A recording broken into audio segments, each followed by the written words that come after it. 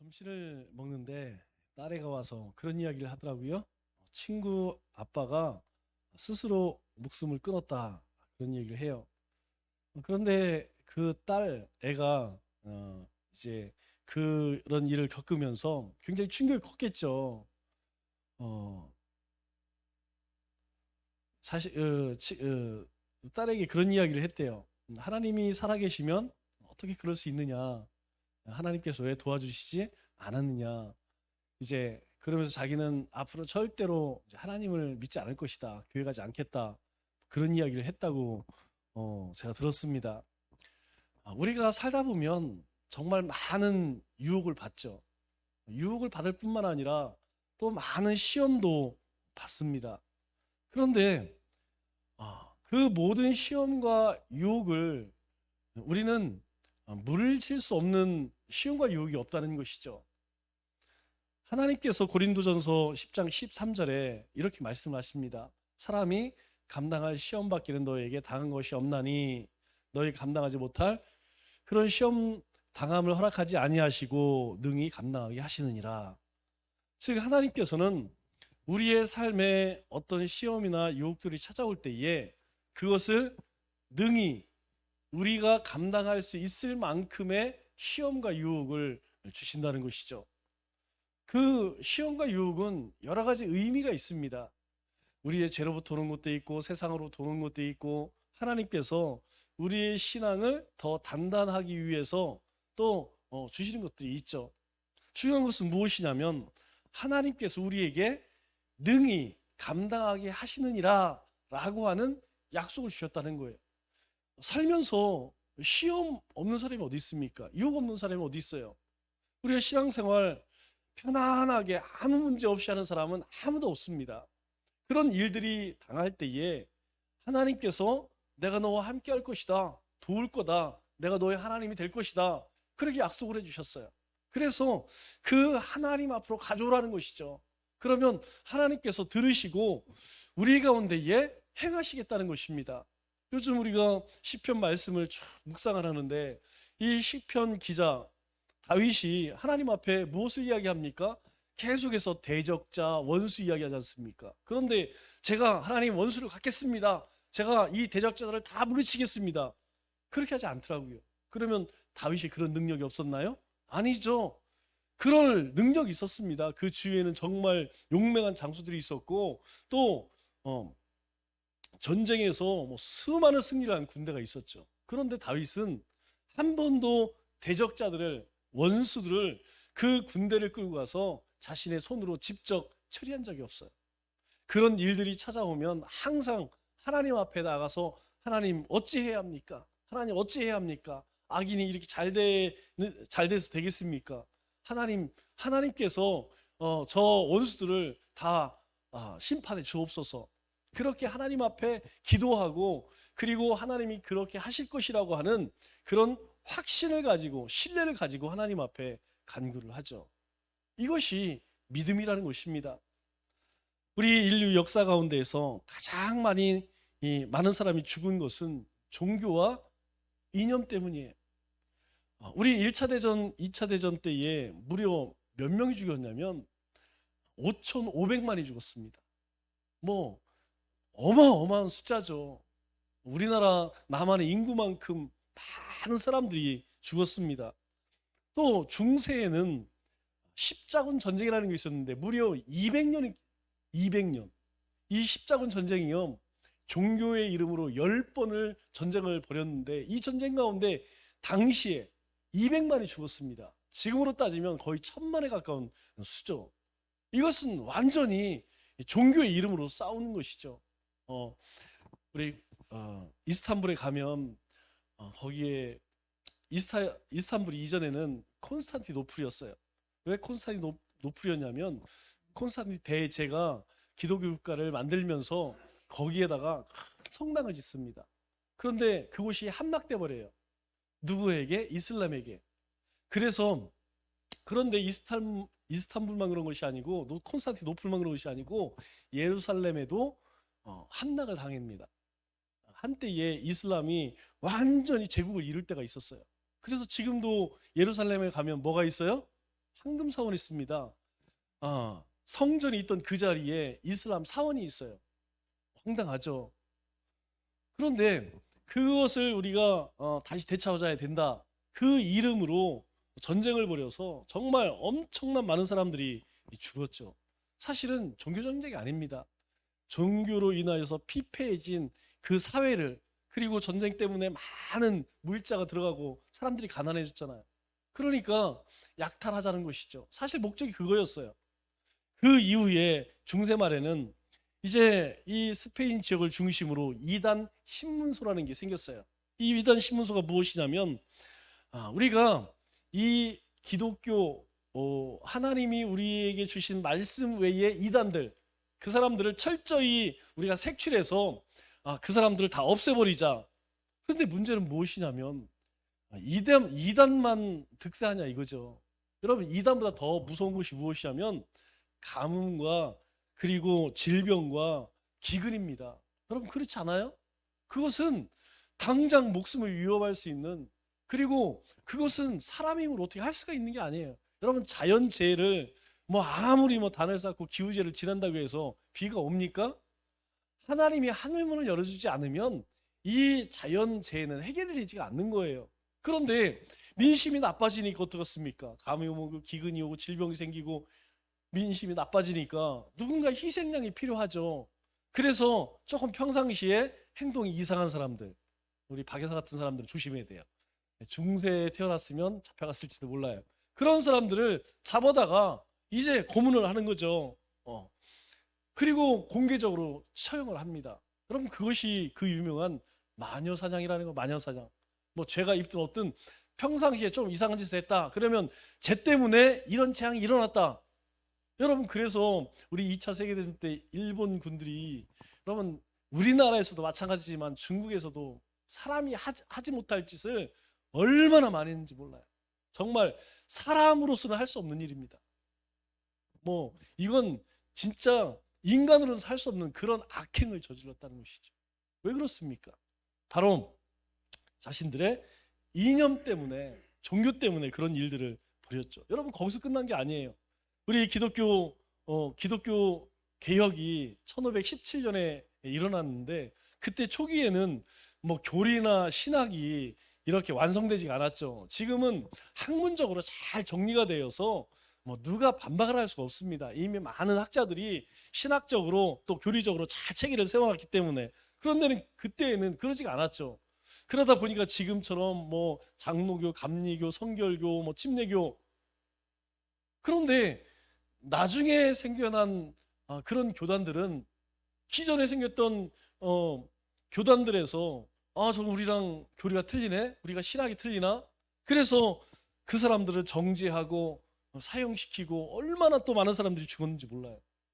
우리가 잘 알고 있는 유럽 같은 경우에는 우리가 구교, 신교라고 이야기하죠. 카톨릭 그리고 우리 개신교.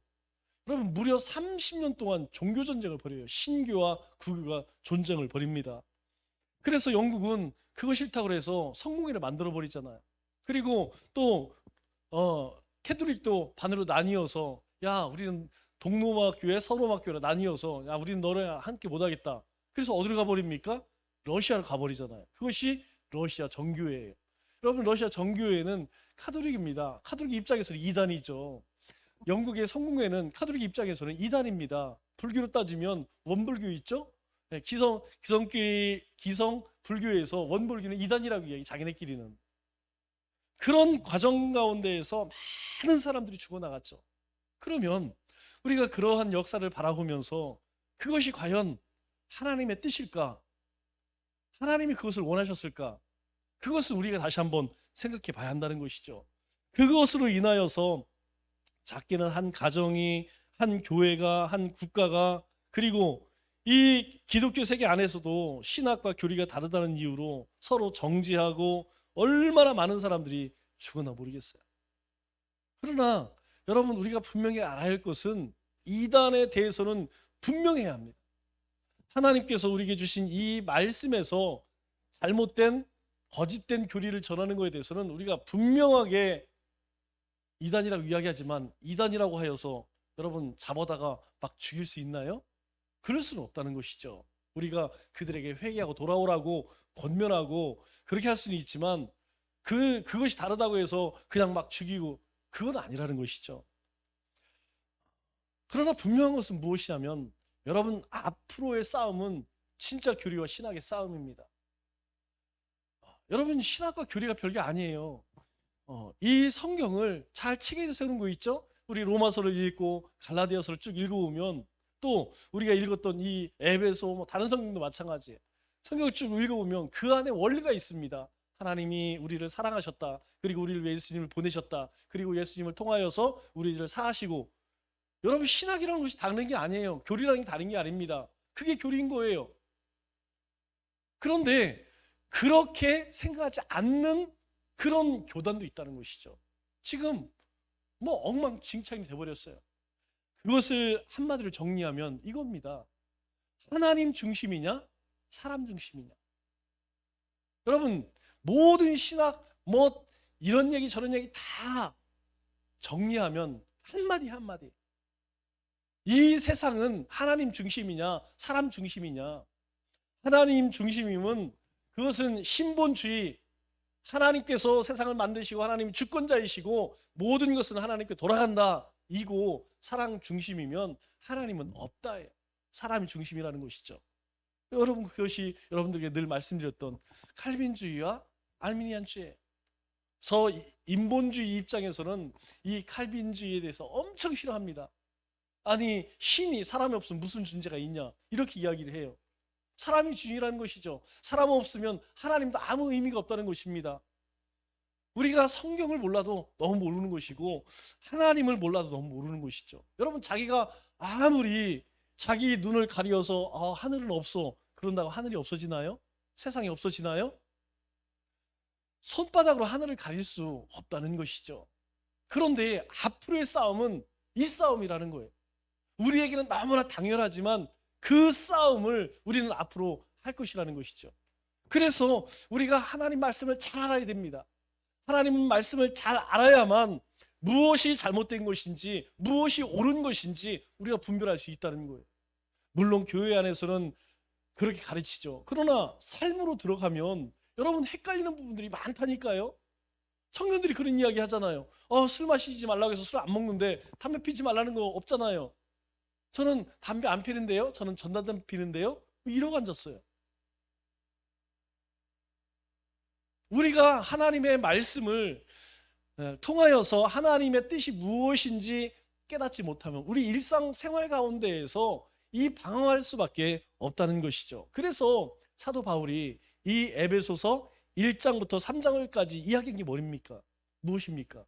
여러분 지금까지 3장까지 이야기한 내용을 정리하면 하나님께서 하나님의 구원에 대해서 교리적으로 설명을 해요. 그리고 오늘 이 4장부터 6장까지는 그 교리를 가지고 그 신앙을 가지고 우리가 어떻게 살까? 우리가 하나님의 자녀가 예수님을 통하여서 하나님의 계획 가운데 예수님을 통하여서 하나님의 자녀가 되었으니까 그렇다면 우리가 삶 속에서 가정에서 세상에서 어떻게 살아가야 하는가 그것을 말씀하는 것이죠. 여러분 교리라는 것이 뭐 다른 게 아닙니다. 하나님께서 예정하시고 하나님께서 택하시고 그리고 우리 가운데 구원을 이루시고 그리고 이후에 하나님께서 어떻게 심판하실 것인가 여러분 그 성경에 다 나왔잖아요. 그리고 그것을 이 에베소 성도들에게 이제까지 이야기를 했다는 것이죠. 이런 내용들이 하나님의 구원 계획과 그 구원으로 인하여서 이제 우리가 이 하나님의 구원받은 하나님의 자녀들이 모인 이 교회가 세상 가운데에서 어떻게 세워져야 하는가. 여러분 우리는 아주 특별한 은총을 입었죠. 그 은총이 무엇입니까? 하나님의 구원의 은총이라는 것입니다. 우리가 구원의 은총을 입었다면 구원의 은혜를 입었다면 이제 그 구원을 받은 하나님의 자녀로서 하나님의 성도로서 어떠한 삶을 살아야 하느냐. 그래서 오늘 본문 말씀을 보면 1절 말씀을 보니까 무엇으로 시작합니까? 그러므로 라는 말을 시작해요. 그러므로. 여러분 그러므로 라는 얘기는 앞에서 어떤 이야기를 한 것이죠. 앞에서 어떤 이야기를 했기 때문에 그것을 받아서 그러므로 우리는 어떻게 해야 되지 않겠느냐 그러면 앞에서 한 이야기가 무엇입니까? 바로 하나님께서 우리를 예정하시고 택하시고 우리 가운데 구원을 이루셨다. 그리고 믿음의 교회를 하나님께서 믿음의 공동체를 우리 가운데 주시고 그 머리가 주님이 되셨다는 것이죠. 다시 시작해서 너희가 그 의미를 잘 깨닫고 라는 이야기죠. 하나님께서 그런 일들을 하셨는데 너희가 그것을 잘 깨닫고 이제 어떻게 살아야 하느냐. 그래서 뭐라고 이야기합니까? 그리고 뭐라고 이야기하냐면 너희가 부르심을 받은 일에 합당하게 행하여 이렇게 이야기해요. 그러므로 너희가 하나님의 예정하심으로 택하심으로 하나님의 백성이 되었으니 하나님의 거룩한 백성이 되었으니 너희는 이제 어떻게 된다고요? 부르심에 합당한 삶을 살아야 한다. 그렇게 말씀을 하는 것이죠. 여러분 이 말이 뭡니까? 예수님을 통해서 우리를 하나님께서 부르셨다는 거예요. 그리고 우리로 하여금 하나님의 거룩한 교회가 되었다는 겁니다. 여러분 우리는 하나님의 지난주 말씀드렸죠? 우리는 하나님의 전이에요. 하나님의 성전입니다. 이 전을 더럽히면 어떻게 한다고요? 하나님께서 그냥 두지 않으신대요. 반드시 멸하시리라. 하나님께서 너희는 거룩한 성전이기 때문에 너희가 이제부터는 너희 뜻대로 살아서는 안 된다는 거예요.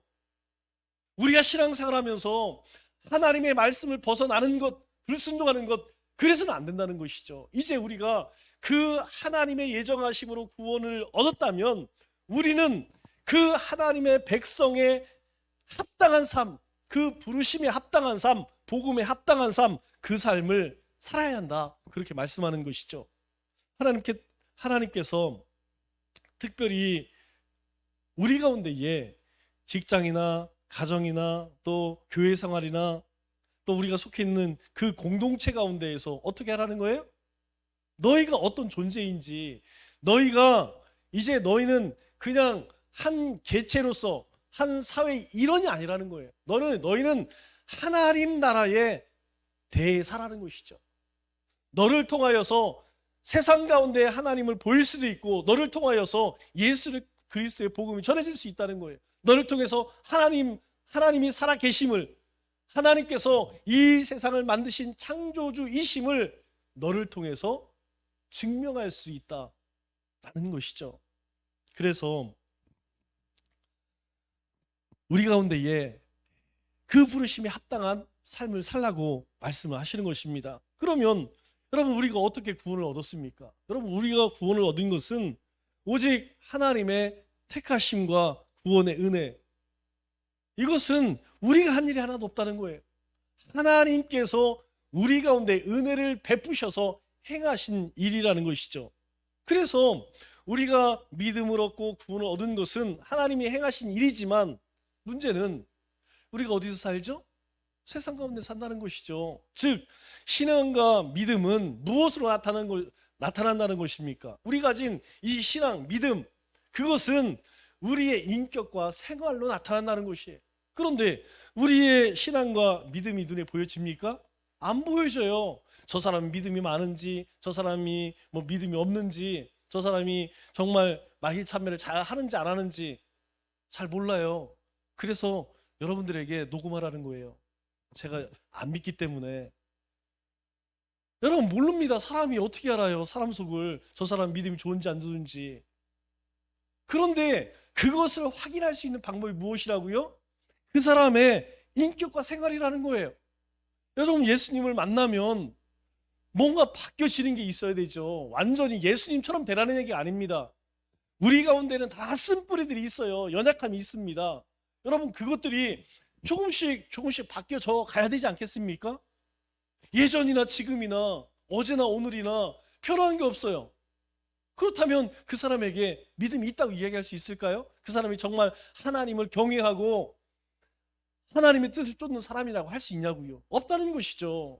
그래서 너희 가운데 있는 그 신앙을, 그 믿음을 뭘로? 말과 행동으로 보여라. 사도 바울이 가장 먼저 이 에베소 성도들에게 권면하는 것이죠. 여러분 오늘 우리에게 말씀하는 겁니다. 오늘 우리 가운데에 이 자리에 계신 여러분 가운데서 나는 예수님을 그냥 대충 믿어 이런 사람이 있습니까? 없어요. 우리는 적어도 마음만은 정말 뜨겁게 주님을 사랑합니다. 정말 주님이 주신 그 뜻을 쫓아 살기를 원해요. 문제는 무엇이냐면 우리의 일상 가운데에서 그게 드러나냐는 것이죠. 우리의 삶 가운데 그것이 드러나지 않으면 너희 마음 가운데 그 품은 것이 진짜냐? 그 의심받을 수 있다는 것입니다. 그래서 사도 바울이 뭐라고 이야기합니까? 우리 1절에 이렇게 이야기를 하죠. 내가 주 안에 갇혔다라고 이야기해요. 주 안에 갇힌 나는 주 안에 갇혔다. 여러분, 이 말에는 지난번에도 한번 말씀드렸어요. 두 가지 의미가 있다고 있어요. 지금 이 사도 바울이 로마 감옥에 갇혔습니다. 그래서 주 안에 갇힌 내가 왜 감옥에 갇혔습니까? 자기 일 하다가 아니면 뭐 사업하다가 감옥에 갔나요? 그게 아니잖아요. 하나님의 복음을 전하 선교하다가 그 일로 인하여서 이 로마의 감옥에 갇히게 되었죠. 그래서 첫 번째 의미는 무엇이냐면 내가 주님을 위해서 복음을 전하다가 이 로마 감옥에 갇혀 있다라는 의미도 하고, 또 한 가지는 주님 안에 갇혀 있는 죄수다, 포로다, 이런 말이기도 하죠. 로마 감옥 안에 갇혀 있는 동시에 나는 주님 안에 갇혀 있다. 여러분, 주 안에 갇혀 있다는 게 뭐예요? 주님 안에 갇혀 있다는 것은 주님의 말씀 안에 갇혀 있다, 주님의 말씀에 순종한다, 주님의 뜻을 쫓아 산다, 이 말이겠죠? 여러분, 우리가 주 안에 삽니다. 이 얘기는 뭐예요? 우리는 주님께서 우리에게 주신 말씀에 대해서 철저히 순종하는 삶을 삽니다. 이 의미 아니겠습니까? 사도 바울이 그거 얘기하는 거예요. 내가 주 안에 갇혔는데 왜 갇히게 되었느냐? 하나님께서 내 삶 가운데에, 원래 이 사도 바울은 뭐 하는 사람이었습니까? 예수 믿는 사람들 핍박했던 사람들이에요. 예수님 믿는 사람들 잡아다가 감옥에 가두고 그리고 죽는데 보증 선 사람이 사도 바울 아니겠습니까? 그런 그가 이제 주님 안에 갇힌 그런 존재가 되었다는 거예요. 그리고 자신에 대해서 뭐라고 이야기합니까? 자신을 사도라고 이야기해. 사도. 내 사도권에 대해서 너희가 의심하지 말라. 왜? 주님께서 나를 부르셨다는 것입니다. 주님께서 나를 구원하셨다는 거예요. 그래서 사도 바울이 그 하나님이 나를 부르신 이유를 뭐라고 이야기합니까? 그 부르실 때 하나님께서 사도 바울을 위해서, 우리 사도행전 9장 15절에 아나니아가 나 저 사람에게 안수하기 싫어요. 저 사람이 어떤 사람입니까? 저 사람 예수 믿는 사람 핍박하고 아주 악한 놈 중에 정말 악한 놈입니다. 그렇게 하나님 앞에 아나니아가 이해할 때에 하나님께서 뭐라고 말씀하세요? 주님께서 가라, 가, 내가 시키는 대로 해. 이 사람은 사도 바울은 내 이름을 이방인과 임금들과 이스라엘 자손에게 전하기 위하여 택한 나의 그릇이라. 하나님께서 바울을 부르신 이유가 무엇이냐면 바로 이것 때문에 부르셨다는 거예요. 사도 바울이 왜 그 수많은 고난을 당하면서 그 수많은 죽음의 위협 가운데에서 복음을 들고 땅끝까지 가려고 했느냐? 바로 이것 때문이라는 거예요. 하나님께서 나를 구원하신 이유는, 하나님이 나를 부르신 이유는 여기에 있기 때문에 나는 이것을 위해 산다는 것이죠. 그것을 뭐라고 이야기합니까? 오늘 본문 말씀에 내 그 부르심을 받은 일에 합당하게 행하여, 내가 하나님께서 나를 부르신 이유, 나를 구원하신 이유, 그것에 대해 합당하게 사는 것은 뭐냐? 나는 이거라는 거예요. 저 이방인에게 온 세상 가운데 복음 전하는 그릇이 되는 것, 그것이 그 부르심에 합당한 삶을 사는 것이다. 여러분, 우리가 부르심을 받은 부름이라는 말씀이 우리의 삶 가운데 분명해야 한다는 것이죠. 여러분, 우리의 삶 가운데 하나님께서 여러분을 왜 구원하셨을까요? 왜 하나님께서 이 세상을 만들기 시작부터 여러분을 택하시고 어느 때가 되어 여러분을 부르시고 여러분의 눈을 열어서 믿음의 고백을 하시고 그리고 이제까지 믿음의 삶을 살게 하시고 왜 직분을 주시고 왜 가정을 주시고, 여러분 혹시 그거 아세요? 사도 바울은요, 그것을 깨달았기 때문에 그런 결혼도 하지 않았어요. 그런 몸에 질병을 당하고 살았습니다. 여러분, 우리 몸에 조그만 가시만 있어도 여러분 얼마나 힘듭니까? 그래서 여기 종이에다가 살짝 뱉는데 아직도 안 났어요. 여기 달 때마다 따끔따끔거리더라고요. 그런데 사도 바울은 주님을 만날 때에 이 눈의 질병이 있었어요. 하나님 앞에 3번이나 하나님 이것 좀 고쳐주세요. 그런데 주님이 하신 이야기 뭡니까? 내 은혜가 촉하도다.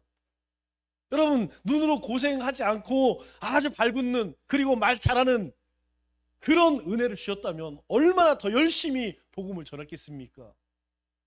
그런데 하나님께서는요, 사도 바울에게 내 은혜가 좋게, 내가 너에게 주신 그 은혜로 너는 만족해. 너 말 못하는 것, 너 그렇게 육체의 가시를 가진 것, 너는 그렇기 때문에 더 하나님을 의지하잖아. 나는 강한 것들을 쓰지 않아. 나는 똑똑한 것들을 쓰지 않아.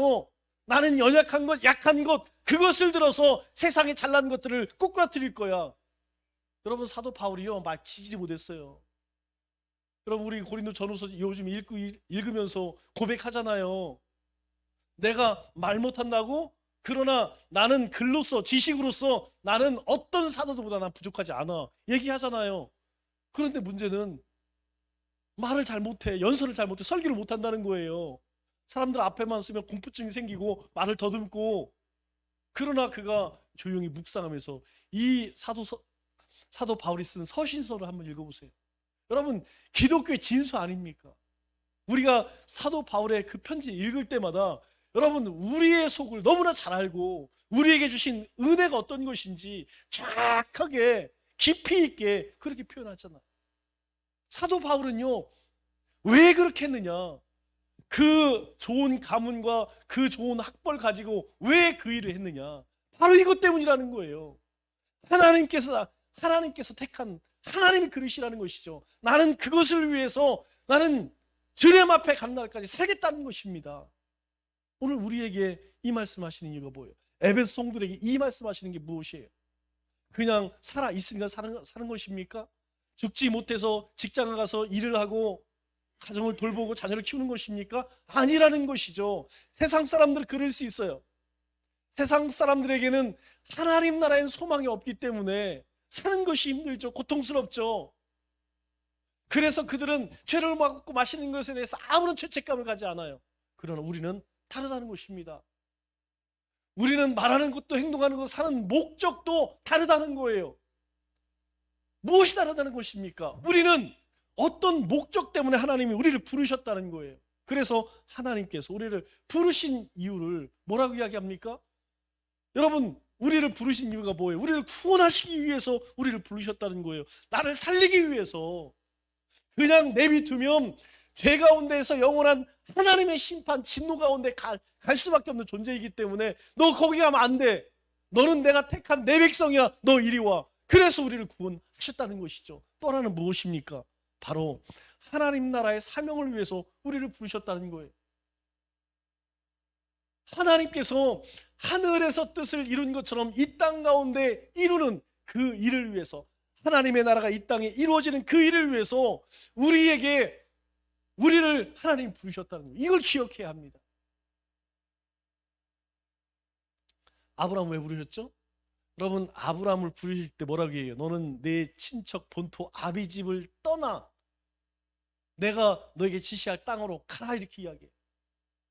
아니, 도대체 잘 살고 있는 이 땅에서 여기에서 그냥 하나님 나라 이루면 되지, 왜 2000km나 떨어진 저 가나안 땅에 가서 왜 하필이면 거기에다가 약속의 땅을 만들어? 그냥 아브라함 살고 있는 그 땅에 그냥 하나님께서 약속의 땅을 만드시면 되지. 여러분, 그렇지 않아요? 하나님 그럴 능력이 없습니까? 그런데 그 이유에 대해서 하나님께서 창세기 12장 2절에 우리가 너무나 잘 아는 말씀이죠. 거기서는 안 된다는 거예요. 갈대 우르세는 안 된다는 거예요. 이미 거기는 우상을 섬기는 악한 그런 사람들이 있기 때문에 내가 너에게 약속한 그 땅에 가야 돼. 거기에 가야지 하나님의 나라가 세워질 거야. 그래서 내가 너로 큰 민족을 이루고 내게 복을 주어 내 이름을 창대케 하며 너는 복이 될지라, 복의 근원이 될지라. 이것 때문에 하나님께서 아브라함을 부르셨다는 거예요. 여러분, 모세를 부르셔서 애굽 바로왕에게 가게 하셨습니다. 모세를 부르신 이유 무엇이죠? 왜 부르셨습니까? 그에게 사명이 있어요. 그 사명이 무엇입니까? 바로 이스라엘 백성, 내 백성을 구해라. 내 백성이 신음한 소리를 내가 들었다. 살려달라고, 구해달라고, 구원해달라고 부르짖는 소리를 하나님이 들으셨대요. 그래서 가라는 것이죠. 그 가라고 하는 이유가 뭡니까? 우리 출애굽기 3장 10절의 말씀 보니까 하나님이 모세에게 이야기하잖아요. 이제 내가 너를 바로에게 보내어 너에게 내 백성 이스라엘 자손을 애굽에서 인도하여 내게 하리라. 이 애굽 땅에서 신음하는 내 백성을 구하리라, 구원하리라. 그러면 모세의 사명이 무엇입니까? 모세의 사명은 이 하나님의 말씀을 붙들고 가서 바로 앞에 내 백성을 보내라. 여러분, 그는 살인자였습니다. 그것 때문에 도망쳐서 40년 미디안 광야에서 살았어요. 그런데 하나님께서요, 이 일 때문에 부르실 때에 그가 하나님을 만나고 나서 하나님 앞에 가서 담대하게 이야기합니다. 우리 출애굽기 말씀을 묵상할 때에 여러분, 이 모세가 그거 안 하려고 얼마나 뺀질거렸습니까? 무려 9번이나 하나님, 저는 말을 못하는데요, 저는 뭐가 부족한데요, 저는 안 되는데요. 한번 확인해 보세요. 하나님께서 그것을 다 응해 주시죠. 그리고 나서 이분은 정말 살아계신 우리 조상의 하나님이구나. 그가 그것에 대한 확신을 가질 때에 그가 미디안 광야에서 죽는 그날까지 어떻게 해요? 사명자로 쓰임받는 거예요. 하나님이 사도 바울을 부르십니다. 왜 부르시죠? 그가 박해자요 대적자였습니다. 그럼에도 불구하고 하나님께서 그를 부르셔서 구원을 베푸세요. 그리고 사도 바울은요, 하나님 베푸신 그 구원의 은혜를 누립니다. 경험합니다.